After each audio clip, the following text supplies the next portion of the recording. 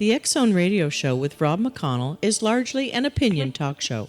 All opinions, comments, or statements of fact expressed by Rob McConnell's guests are strictly their own and are not to be construed as those of the X Zone Radio Show or endorsed in any manner by Rob McConnell, REL-MAR McConnell Media Company, the X Zone Broadcast Network, its affiliated networks, stations, employees, or advertisers.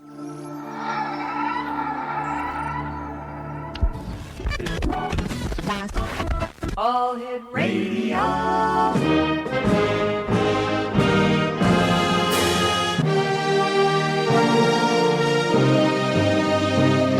Welcome to the X Zone, a place where fact is fiction and fiction is reality. Now, here's your host, Rob McConnell.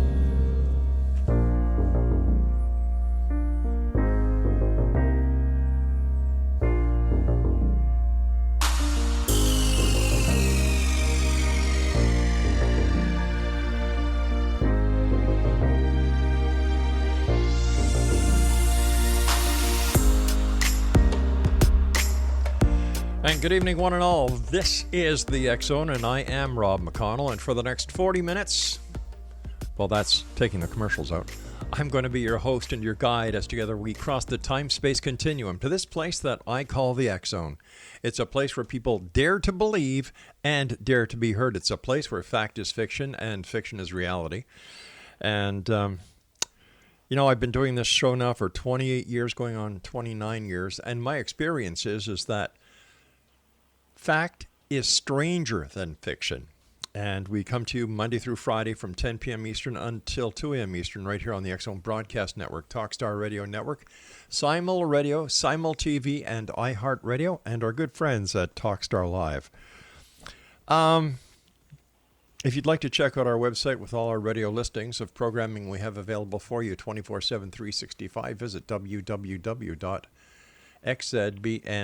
and for the listing of the X Zone TV channel on Simul TV, simultv.com. My guest this hour, X Zone Nation, is author TODD Murray. He is a member of Laurentian University's Neuroscience Research Program and a leader in studies on the meeting of science and religion. Professor Murphy has also published on anthropology of spiritual experiences and the evolution of mysticism in human history. His studies in the neuroscience of spirituality began in 1985. In 1998, his work began to be published in academic journals. Professor Murphy is also the author of Sacred Pathways, The Brain's Role in Religious and Mystic Experiences, with forewords by His Holiness, the Dalai Lama, and Dr. Michael Persinger. Joining me now is Professor TODD Murphy. And Todd, welcome to the X Zone. Nice to be here. Great having you with us. Tell me, what was your inspiration for writing your latest book entitled Deja Vu and Other Spiritual Gifts? My inspiration was simply that I wanted to take all the things that I had learned in my larger studies that could be practiced immediately by people. A lot of the work that I've done, especially in the book you mentioned, Sacred Pathways, the one with the foreword by His Holiness the Dalai Lama, is kind of on the theoretical side, and that's very important for integrating spirituality into evolutionary thinking, Darwinian thinking. But along the way, I learned some things and acquired some spiritual learning before I went on that track that people could simply apply. So I wanted to make a very practical guide to exploring one's spiritual gifts, doing magic, if we can call it that, in a real way. So that the book, Deja Vu and Other Spiritual Gifts, is very much a practical how-to guide without a lot of commentary about how it integrates into the larger picture of human spirituality, human evolution, and indeed the nature of human beings. So is it really... I'm sorry, sir. So it's kind of what you might call a grimoire, a book of magic. Right. Is it really possible to acquire magical powers? Well, I would say yes, but there's a couple of caveats to that. One is that no magical power that cannot contribute to the evolution or survival of a human society is likely to exist. Okay. And it's important to say that a lot of the magical powers that people might think of are in fact entirely fictitious. Our impression of what superhuman abilities is like has been so fashioned, I might even say battered, by the media and Hollywood, that it's hard to know what's practical and what's not. No one is ever going to fly like Superman does. In fact, if you look at the world's spiritual literature, the New Testament, the tales of Jesus, the accounts of the Buddha's miracles, for example, you're not going to find anyone putting on magical tights and flying. No, but there are people who walk across water. There are a number of accounts, yes. In fact, one of my own spiritual teachers from years back, he died in the late 80s, I believe. He is supposed to have walked on water. And there were a number of witnesses. I never met any of them, but that was the story that I heard. So if we look at magical powers in the context of our early evolutionary history, the time when our evolution rendered us as the species we are now, and ask what kind of spiritual abilities, magical abilities might have benefited them, then we come to a much smaller number of them, but they're all much more, how can I put it, practical. They're easy to imagine. And the accounts of such abilities far outnumber the accounts of people who, say, are so supposed to have levitated. So, for example, psychic abilities, Right. especially remote viewing, would be a very useful skill in our early evolutionary history and would have contributed to our survival substantially. So if you have a shaman who has the ability to remote view at a time when his tribe or his clan is short on food, then the ability to cast his mind about and locate a herd of buffalo or a stand of deer or even a very lush forest glade where there might be edible roots that could be dug up. That would be a very useful ability. The tribe is starving. We have to do anything we can in order to find food. And in a moment like that, the ability to remote view becomes a solid gold skill. But as a And in fact, remote viewing is one of the few spiritual or psychic abilities that governments have put substantial money into. It may be that the scientific community rejects remote viewing as so much nonsense, Right. but the CIA, who is smart enough to put money into things that appear to be working and withdraw it from things that don't, has been putting money and resources and skilled individuals into remote viewing for decades. They're not turning away from it. They're not looking for a stand of buffalo where the people can get food. They're looking for missile silos and such things. But the core ability to focus on what you need to find and then find it this way is the same in both cases. Another one, perhaps even more important, is the ability to do something like spiritual healing. And I hope we can get into that a little deeper further on. But if people in a tribe are sick and they need to be healed, then the ability to put your hands on them and make them better, healing by laying on hands, becomes a survival skill, not a psychic skill. And in the very first generations of human beings, let's say the first 2, 3, 5 generations, before we had learned which plants in our environment had medicinal powers, we had nothing to rely on except this one ability to put your hands on someone, go into the appropriate state of consciousness, and through a kind of, well, I'll be blunt, magical ability to initiate their immune system and facilitate their recovery. Our early populations were small, 20, 30, 50 people tops, some anthropologists guess. And in a case like that, an epidemic, I mean, even a serious destructive flu going through the community could be enough to wipe them out. So healing by laying on hands isn't a magical power. For our early ancestors, it was a survival power. Another one is empathetic skills. When we emerged as a species, we relied on culture and relating to other people as our survival strategy, our evolutionary strategy. And the ability to look at another person and see how they're feeling and even be able to guess with reasonable accuracy what they're thinking allowed interpersonal relationships to flow so much smoother. And that would only help to cement the culture and the social group in which we all lived. So the mother looks at the baby and knows what the baby wants or what it needs, knows what makes it happy. We didn't need to ask. In our very early histories, our very first generations, our languages were not as sophisticated as we are now, and we didn't have the rich vocabulary for talking about our emotional states. So simply to look at a person and know that they're in pain, that they're happy, that they're hungry, that they're sleepy, or whatever, and be able to respond to their needs fluidly was also a survival skill, not guaranteeing the survival of individuals, but the survival of the social group that they all relied on for their individual survival. Professor, please stand by. You and I have to take our first break. Exo Nation, our guest this hour is author Professor Todd Murphy, and the website is www.spiritualbrain.com, and the name of his latest book is Deja Vu and Other Spiritual Gifts. My name is Rob McConnell. This is the X Zone, and we're coming to you around the world from our broadcast center and studios in Hamilton, Ontario, Canada. Don't forget, you can get your complimentary copy of the X Chronicles newspaper simply by going to www.xchroniclesnewspaper.com. And for all the broadcast shows that we have on our radio side, xzbn.net. I'll be back on the other side of this break. Don't go away.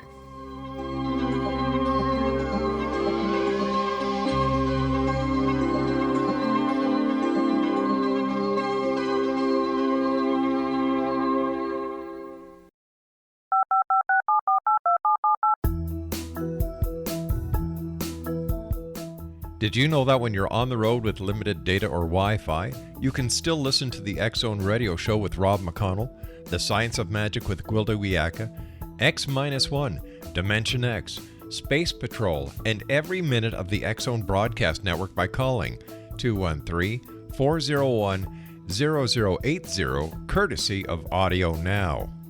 No smartphone, app, or internet needed. It saves your data plan, and it's free if you have unlimited minutes.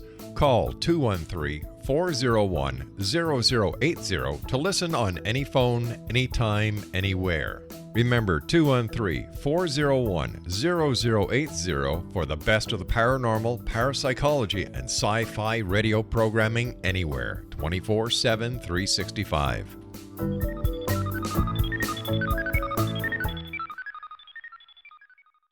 You have heard of the X Zone? Now watch it on Simul TV. Plus 500 video games, live TV channels, free video on demand, worldwide, and more. Does this sound like tomorrow's television? Well, it is, but you can have it today, right now. It is Simul TV.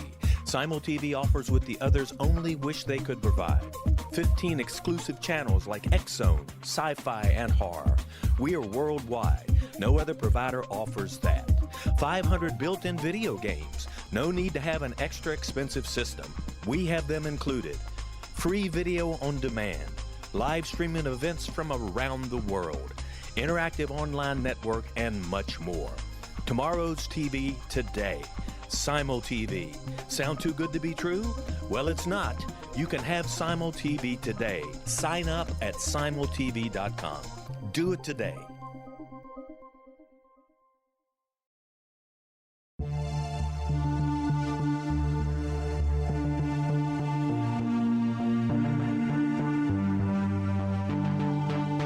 We live in rapidly shifting times of extreme volatility and uncertainty. Such profound change brings a unique opportunity for the evolution of consciousness. I'm Gwilda Wiyaka, host of Mission Evolution Radio Show, a program that explores the latest scientific developments and deepening spiritual truths supporting human evolution. Join me on xzbn.net, where I interview leading experts in science, physics, medicine, spirituality, and more. By applying divergent viewpoints to leading-edge topics, we uncover expansive and evolutionary truth to assist you on your path to enlightenment. More information and past episodes are available at missionevolution.org.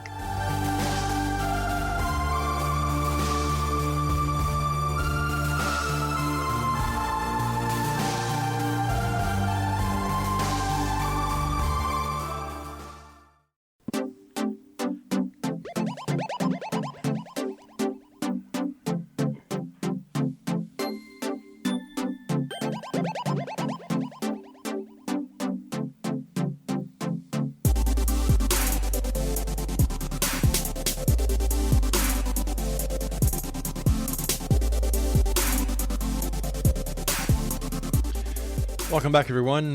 Professor Todd Murphy is our special guest. He's the author of Deja Vu and Other Spiritual Gifts. His website is spiritualbrain.com. Let me ask you this, Professor. As a neurologist and as a scientist yourself, how do you explain the workings of remote viewing?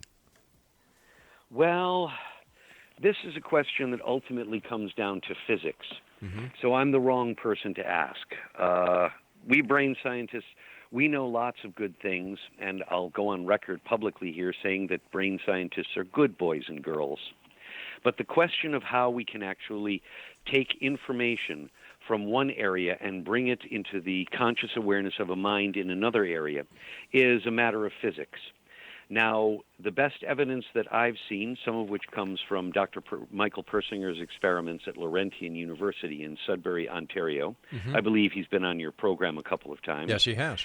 Tells me that the medium of transmission appears to be the Earth's magnetic fields. So, I'm sorry, that's singular, Earth's magnetic field. So, the information that's present in a locale that you're trying to remote view needs to get into your head. And assuming that there is a pattern, a repository for the information in the place you're trying to remote view, as, for example, a person or even an animal that's there, an animal with a functioning brain and nervous system, that information can be transmitted through the Earth's magnetic field and received by someone who is skilled or experienced in picking up that kind of subtle information. So can we say that the Earth's magnetic field acts as the very first internet for thought transference?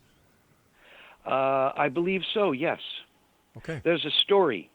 It comes from the bush people of the Kalahari Desert. I guess you and your listeners will have gathered by now that in spite of my background in neuroscience, I'm very interested in anthropology and cultural evolution.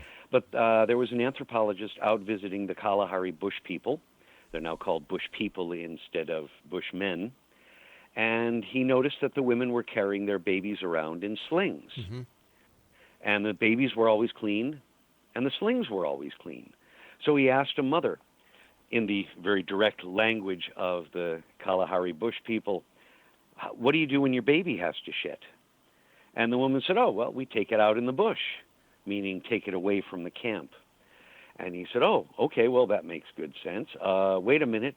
How do you know when your baby has to shit? And the woman said, oh, something like, silly white man, how do you know when you have to shit?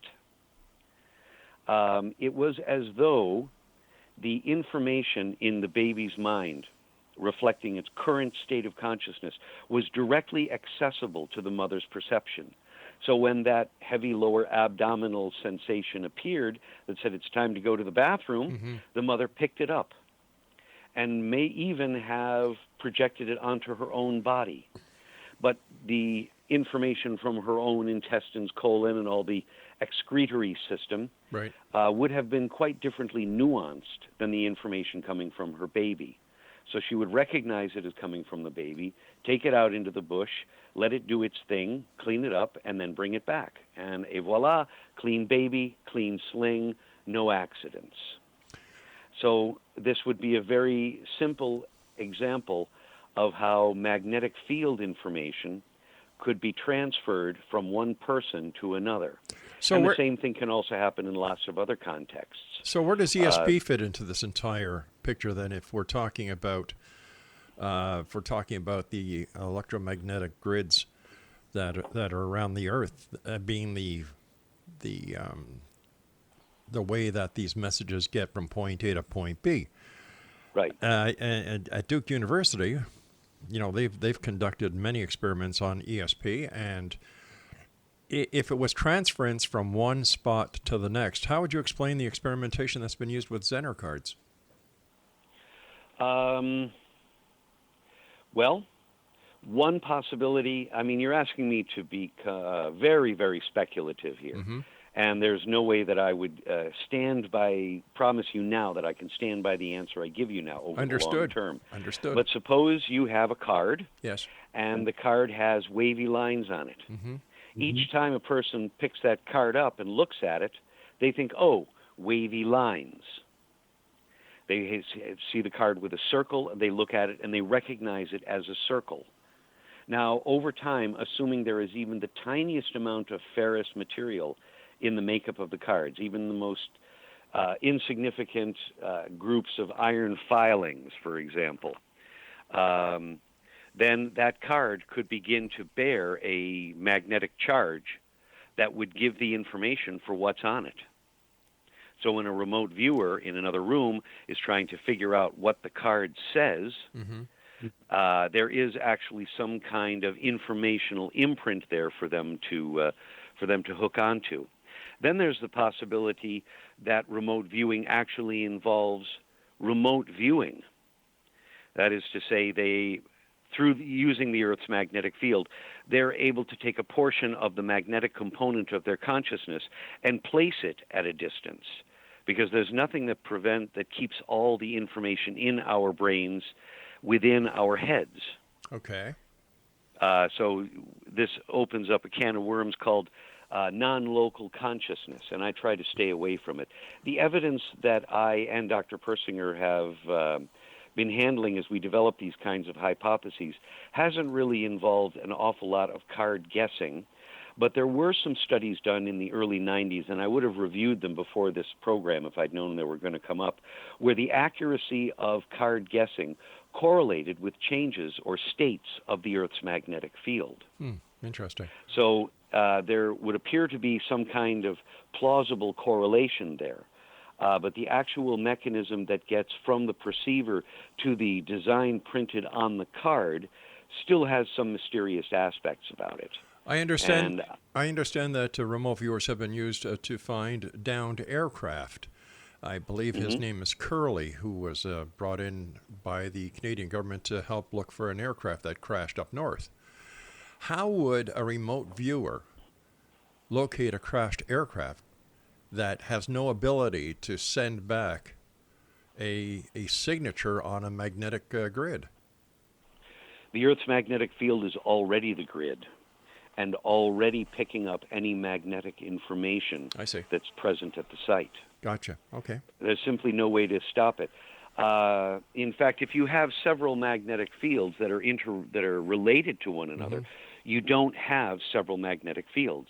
The fact that they're relating or exchanging magnetic force or magnetic moment, kind of a magnetic analog to momentum, means that you don't have 3 or 4 magnetic fields anymore. You have one magnetic field with several loci, several centers of the magnetic force. So, how does this work then with people who have out-of-body experiences? Quite a different subject, actually. Okay. I wouldn't try to use anything that explains one to explain the other. But when people have out-of-body experiences, there are a couple of possibilities. One is that they're hallucinating the environment that they're in from an out-of-body perspective. That is to say, they're perceiving everything exactly as they would if they were not having an out-of-body experience, and the hallucination is of them being present in a different location in space. The second possible mechanism, and there's no reason that both couldn't happen in different cases, is that their consciousness is actually out of their bodies. Now, the brain has about 5 million organically produced magnetite crystals per gram, and there's about 1,400 grams in the average human brain. So that's a lot of magnetic work, a lot of magnetic processes going on in the brain. Right. So if the brain's electrical activity were to stop, as happens in near-death experiences, there's no reason to assume that the magnetic component of consciousness would necessarily lose its coherency. It could be freed from its position inside our heads because there's no longer any electrical activity there to support it, for it to interact with, and then the person's consciousness would be outside of their bodies. I've read lots of accounts of out-of-body experiences in which the person actually felt they had what they call a subtle body.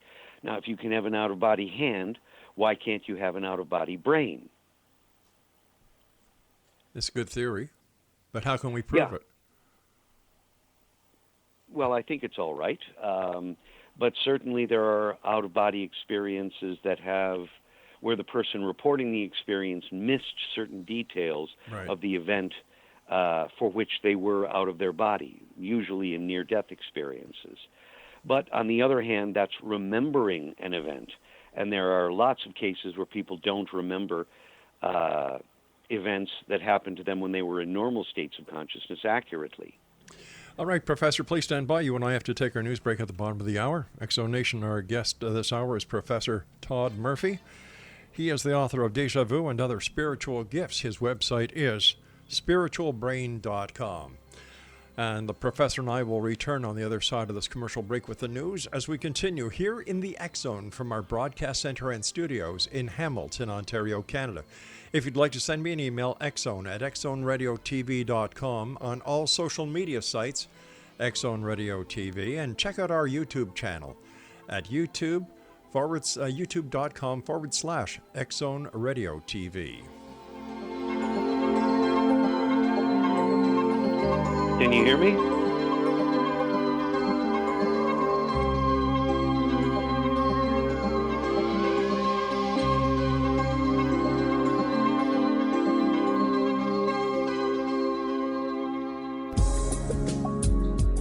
From our broadcast studios in Hamilton, Ontario, Canada, to the world and beyond, you're watching the X Zone Broadcast Network, www.xzbn.net.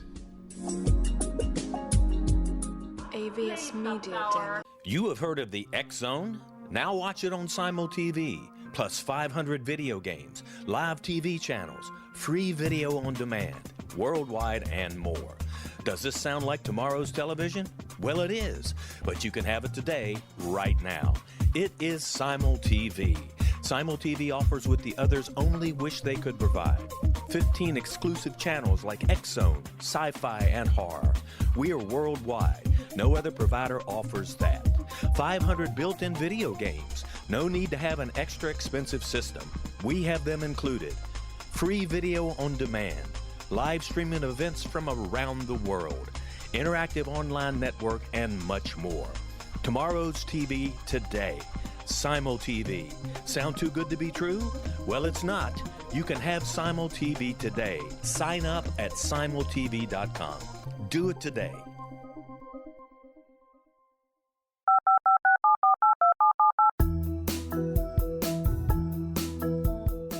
Did you know that when you're on the road with limited data or Wi-Fi, you can still listen to the X Zone Radio Show with Rob McConnell, The Science of Magic with Gwilda Wiyaka, X-1, Dimension X, Space Patrol, and every minute of the X Zone Broadcast Network by calling 213-401-0080, courtesy of Audio Now.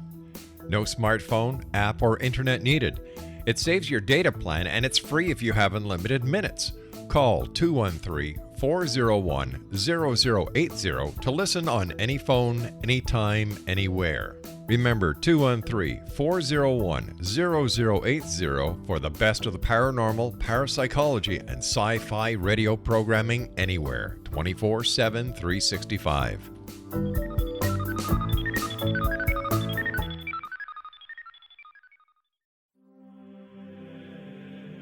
Rob McConnell here, presenting an overview for Nicholas Paul Jennings, author of a fascinating book, Amen. It presents facts revealed by Egyptologists, facts that enable us to understand why Amen is the beginning of creation of God. It provides recommendations for religious leaders of the major religions to unify their beliefs and teach the Word of God. Love one another. Amen informs people how mankind conceived God. It was the Egyptians that developed the concepts of a soul, a hereafter, and Son of God. And finally, after the worship of many gods, they conceived the belief in one universal God, the maker of all there is. For more information, visit www.futureofgodamen.com. That's www.futureofgodamen.com.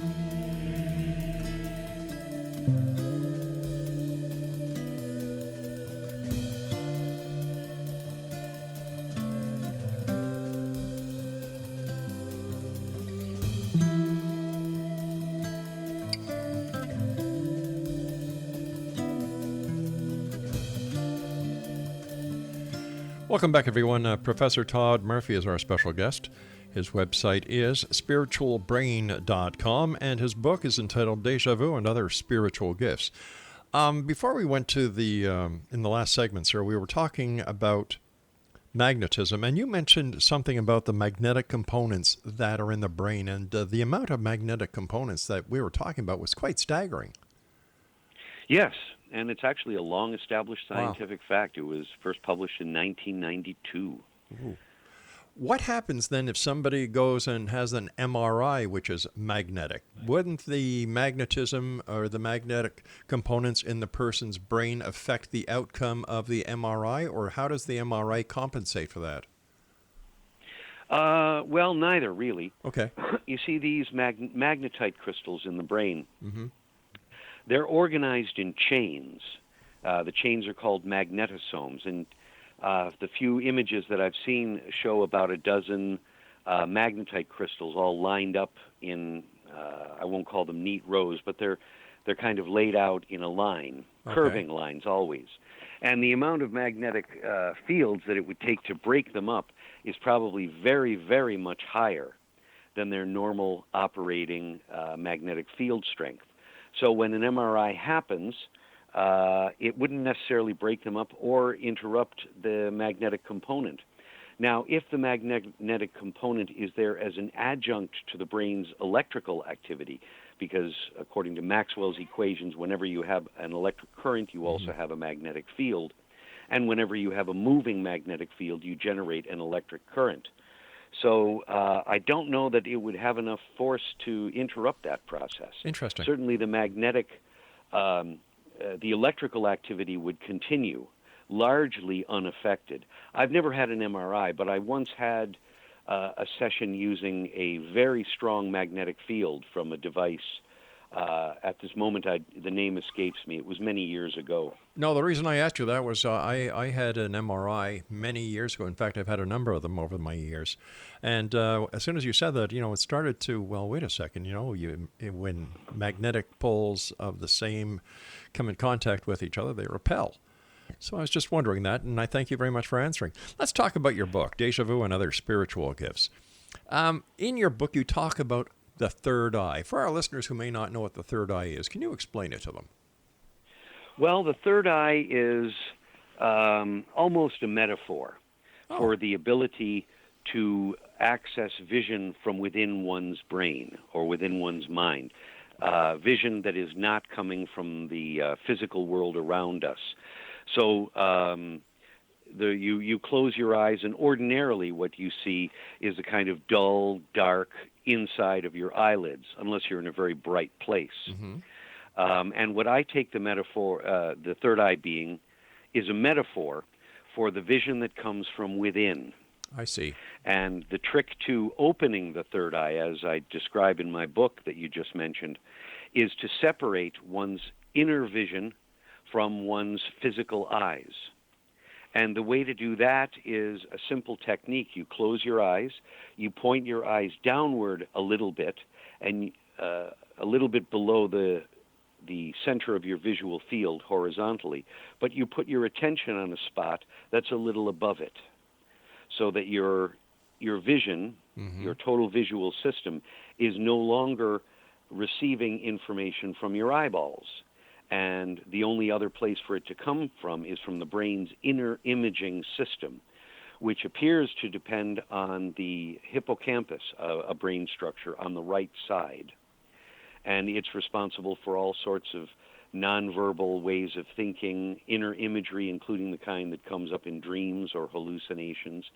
So once you can receive visual information and be conscious of visual information from within your own mind, then you have only to direct it to what you want to perceive.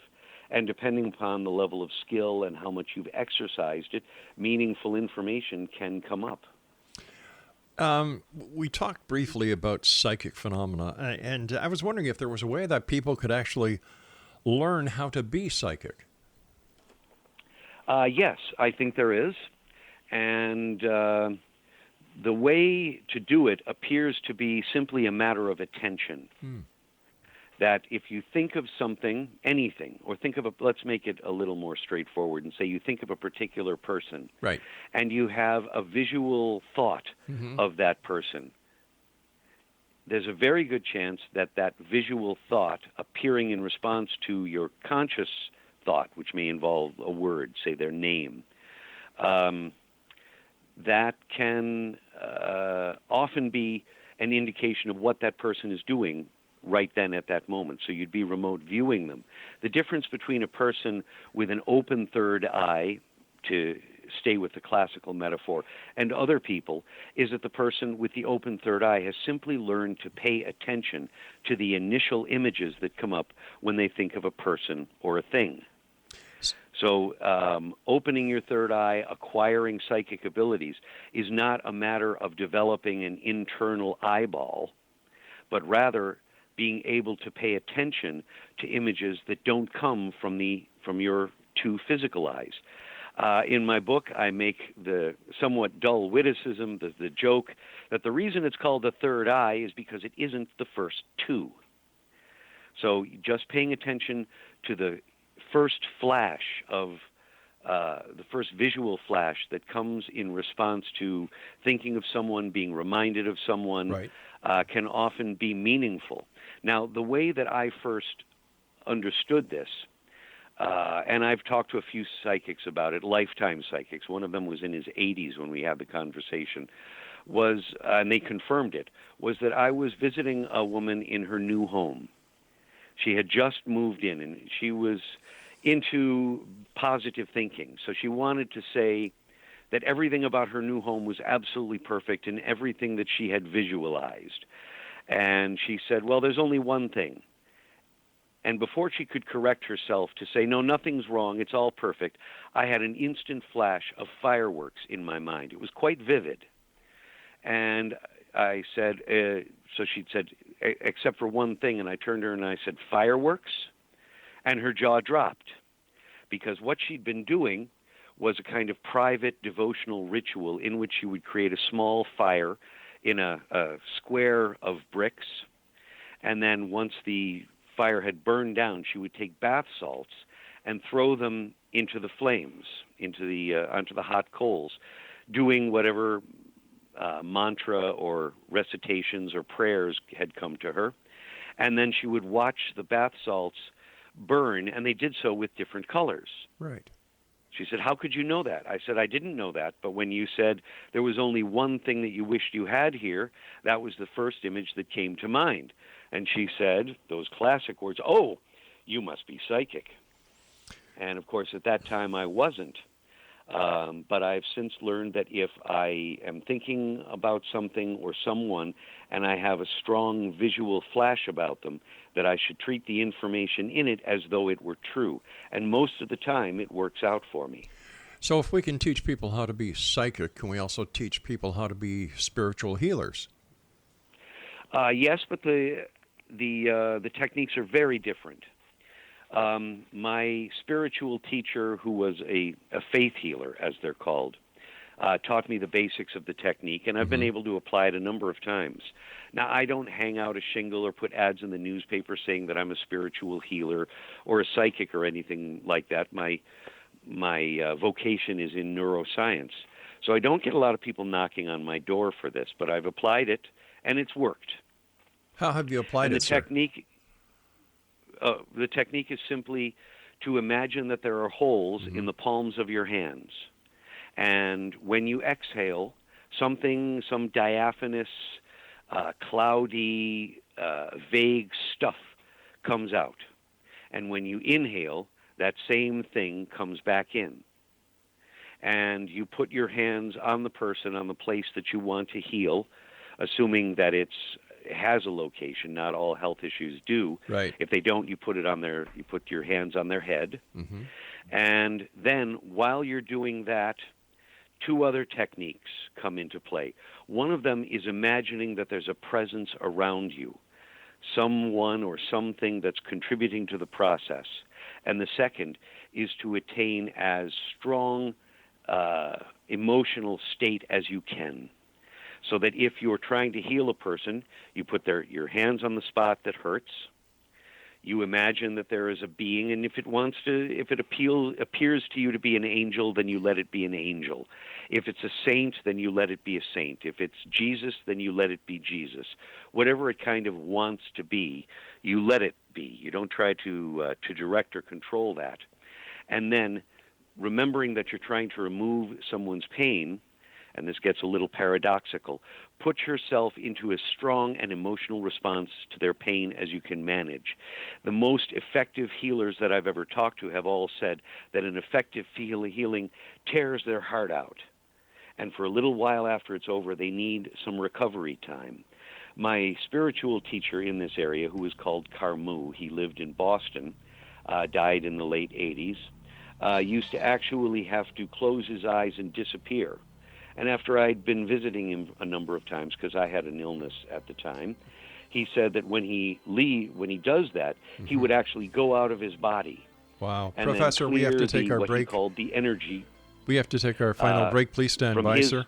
Exonation, our guest this hour is Professor Todd Murphy.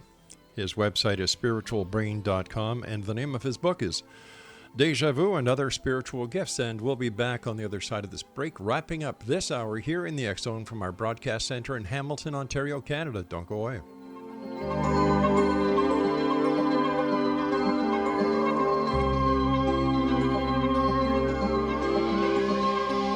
You have heard of the X Zone? Now watch it on Simul TV. Plus 500 video games, live TV channels, free video on demand, worldwide, and more. Does this sound like tomorrow's television? Well, it is, but you can have it today, right now. It is Simul TV. Simul TV offers what the others only wish they could provide. 15 exclusive channels like X-Zone, Sci-Fi, and Horror. We are worldwide. No other provider offers that. 500 built-in video games. No need to have an extra expensive system. We have them included. Free video on demand. Live streaming events from around the world, interactive online network, and much more. Tomorrow's TV today. Simul TV. Sound too good to be true? Well, it's not. You can have Simul TV today. Sign up at simultv.com. Do it today.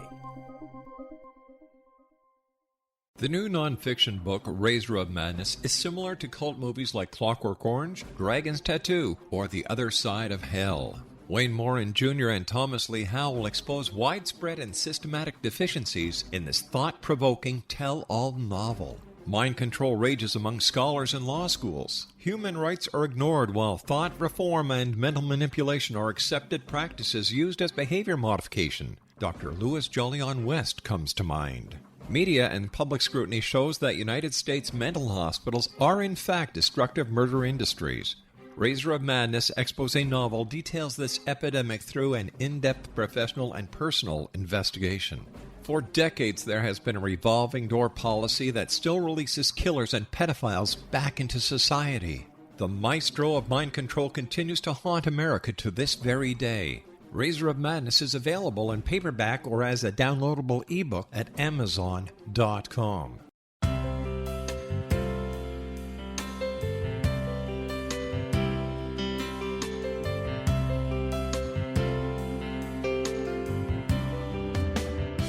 The concept of a new age has been around since the late 19th century, yet much of its original meaning has been lost.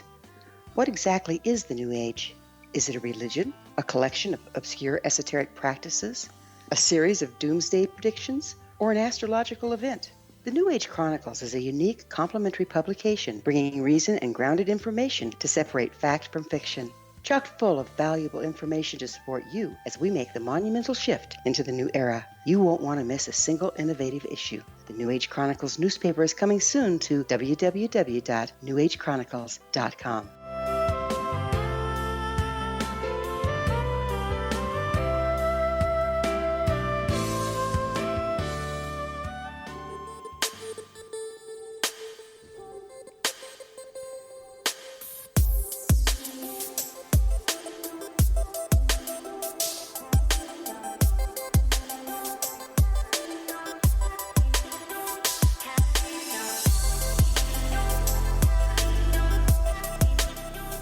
And welcome back. This is the final segment with our guest this hour, Professor Todd Murphy. He is the author of Deja Vu and Other Spiritual Gifts. His website is spiritualbrain.com. Before we went to the break, sir, we were talking about your spiritual teacher. And what more can you tell us about him? How did he mentor you? How did he teach you to do the work that you're doing today? How did he teach me? Well, by example, with the occasional explanation. Carmu was in his, I believe, early 80s when I was with him. I was in his house. I had an illness. I was going to him every day. Sometimes he would explain things. Sometimes he would demonstrate. And one of his most powerful techniques, which I saw him do scores of times, was praising people.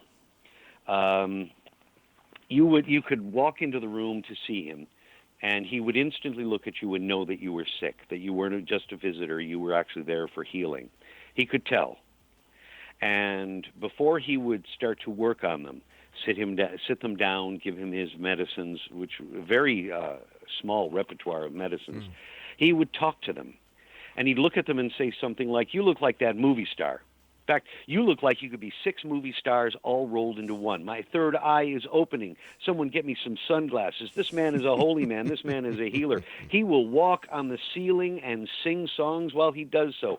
One of these days, wherever he goes, the blind will see, the deaf will hear, the crippled will throw away their crutches and walk shouting hallelujah. He will be a God-given son for the rest of his days. Children are going to write essays in school about why they want to grow up to be just like him. He would keep this up, and he could be unrelenting and never repeat himself. So why would he do that? And eventually, this avalanche of praise and avalanche of hopeful thoughts would begin to have an effect on the person, and no matter how sick they were or what was wrong, they would start to smile, they would laugh, they would achieve a positive moment, and it was in that moment that he would begin to work on them. It sounds like something Dr. Patch Adams would do. Yeah, yes, except Patch Adams, when it came to this sort of thing, Patch Adams was an amateur. Carmu was just so powerful in this technique that he could, I believe, that he could actually impose something of his consciousness and presence onto the person while he was doing it. No disrespect, Professor, but everybody's heard of Dr. Patch Adams, and not very many people that I'm aware of have heard of your spiritual mentor. That's why I use the Patch Adams analogy. I understand, but the reason that I emphasize it is that I've learned in the years since Carmu passed away that it takes skill and practice to do it. You have to think of positive things to say to people. You have to cultivate that as a technique. Compliment people wherever you go, whatever's happening. Forbid yourself from ever putting someone down. It's an extremely rigorous discipline, and there's nowhere to learn it except to just relate to people and be as positive as you can. I mean no disrespect to Patch Adams, of course. How can people use deja vu in their spiritual lives? Well, you kind of have to play the part of a hunter. You wait until a moment of deja vu appears spontaneously. I've never heard of anyone encountering a technique to force it to happen. There are very few people that I've heard of who can make it happen when they want to, but I've never heard any of them explain a technique for it. It's just kind of a thing they do in their minds. But once that moment appears, you have to avoid the usual temptation to compare the present moment to your memories of the past. I define deja vu as the perception that the present moment is a recurrence of a moment in the past. And instead of focusing on what moment in the past the present moment might recapitulate, instead of searching your memory, you stay completely focused with the present. Instead of thinking of the past and trying to remember, you stay present in the present moment. Well, but allow that feeling of pastness to run its course. Is there a difference between coincidence, synchronicity, and deja vu? Well, synchronicity. I would, the way I use the terms, no, but Okay. A moment of synchronicity could easily trigger a moment of deja vu. Right. Okay, that makes sense. How can people talk to their animals? I mean, besides being Dr. Doolittle. Well, the way to do it is to focus on the animal and think in pictures. I had an incident many years ago. I had it happen again quite recently, but the one years ago is clearer. This was a cat that kept bringing things into the house. A mouse's head. This was in Northern California, and it would bring in these little scorpions. They're not the deadly kind that you have in the Himalayas and in Saudi Arabia, but they can sting you, and they really hurt. I got stung once or twice myself. So it was bringing in all these dead animals, and it grossed everybody out. And when it brought a scorpion in that wasn't quite dead, nobody knew what to do about it. So there happened to be a completely empty room in the house. So I took the cat, brought it into the room, set it on the floor, closed all the doors, looked at the cat, focusing on it, and allowed an image of a scorpion into my head.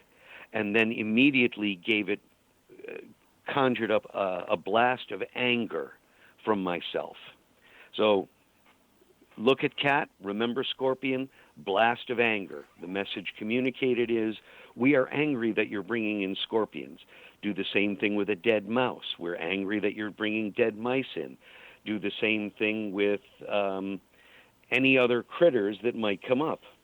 And the cat eventually began to roll around on the floor, emitting this very pained sort of purr and growl. And eventually I got the feeling that the message had been communicated. The whole thing took maybe 3 minutes. And then I let the cat out of the room, and that was the end of it. And the cat never brought in another dead critter ever again. 2 days ago, I was sitting on my porch having a cup of tea, and a cat went by. And I thought it would be nice to pet the cat. So I focused on the cat and then imagined the sensation of me being scratched behind my ears. And this cat that had walked by many times and never paid the slightest attention to me suddenly appeared next to me and put his head down, leaning it forward and exposing the place behind its ears, whereupon I scratched behind its ears. I said to the cat, in this psychic language of imagery and sensation, imagined sensation, "Come on over, cat, and I'll scratch behind your ears." And that's exactly what happened. Now, I don't keep pets, so I don't have a lot of opportunity to communicate with animals. But I've spoken to a number of people, including one Native American shaman woman, a medicine woman. Right. And she said, "Yep, that's how you do it, all right. That's what my grandmother told me. That's what we do." And I said, "Well, how come nobody knows about it if it's that easy to describe?" And she just shrugged and said she had no idea.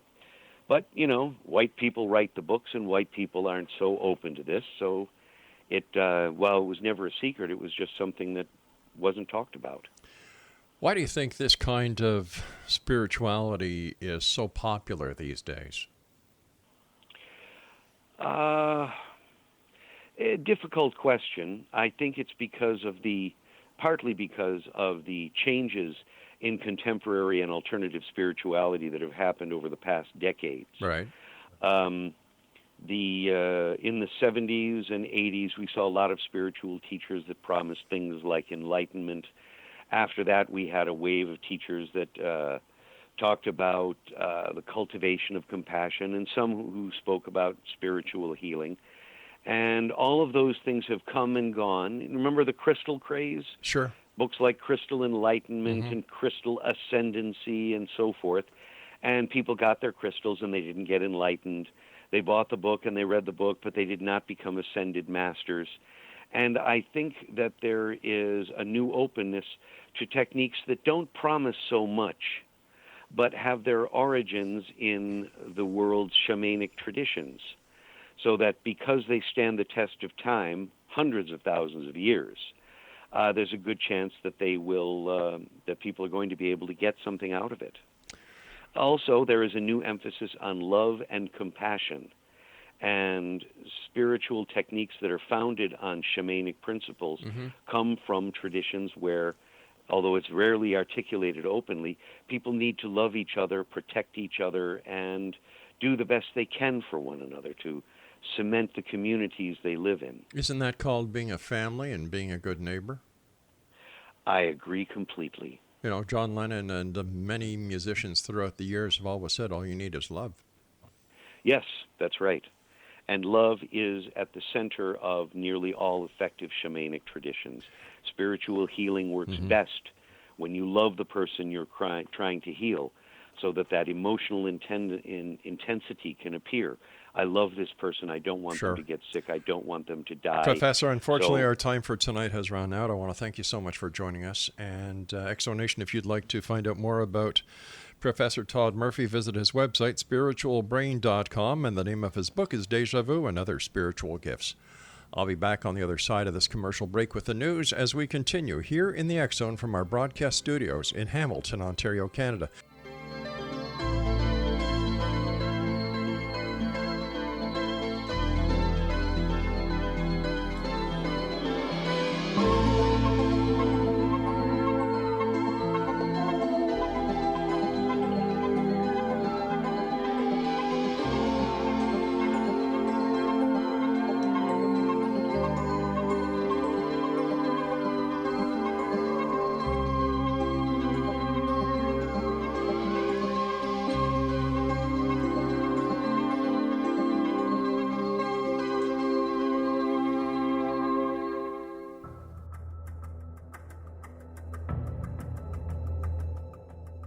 Modern Esoteric, Beyond Our Senses by Brad Olson, consummates the lifology story about where humanity originates.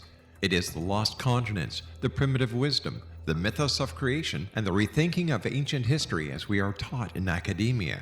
There is much more to the story than what we have been told. As this is the first book in the Esoteric series, Modern Esoteric starts at the beginning of time and accelerates up to this modern age. Future Esoteric is book 2 in the series and takes a forward-looking position ahead of today with an open and honest examination of the ET issue and various unexplained phenomena. To discover the writings of author Brad Olson, visit www.bradolson.com. That's www.bradolson.com.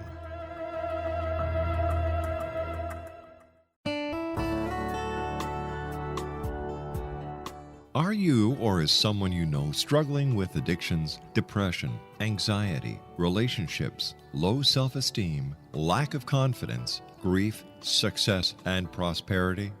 Do you know that your subconscious belief plays a big role in the outcome of your hard work?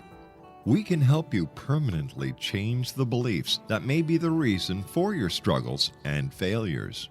We care about getting you the return on your investment and the results you are looking for. We can help you be free of the limitations of your past and in realizing your highest potential. We work with people by phone and Skype.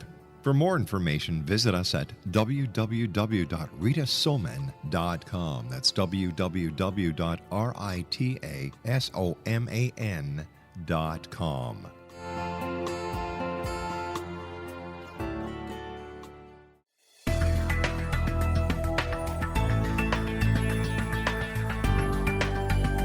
Do you think you have energy problems in your home? Do you feel better when you're away than when you're home? Joey Korn is a global leader in the world of dowsing who specializes in personal energy clearing and space clearing. He can help you create an ideal energy environment in your home no matter where you live in the world. Learn about his remote spiritual house cleaning services and much more at www.dowsers.com. You can get Joey's book, Dowsing, A Path to Enlightenment, as well as other dowsing books and tools, Kabbalah books, and Walter Russell books. Joey's work is really amazing. Go to dowsers.com right now. That's DOWSERS.com or call 1-877-DOWSING. That's 1-877-369-7464.